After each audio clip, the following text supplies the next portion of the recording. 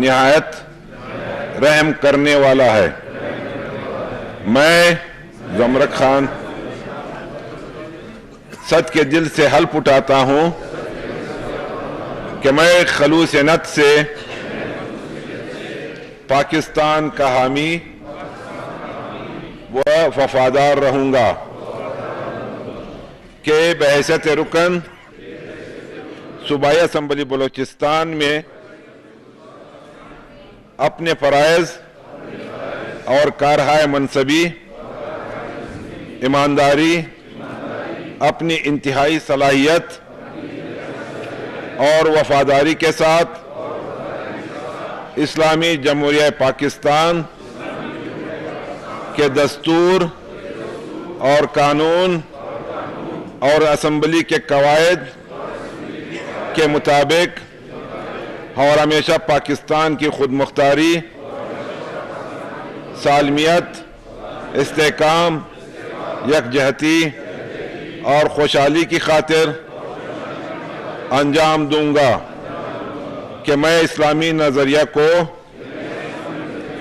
برقرار رکھنے کے لیے کوشاں رہوں گا جو قیام پاکستان کی بنیاد ہے،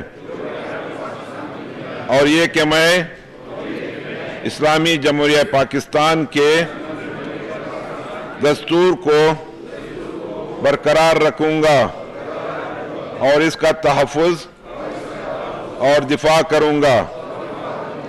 اللہ تعالیٰ میری مدد اور رہنمائی فرمائے، آمین۔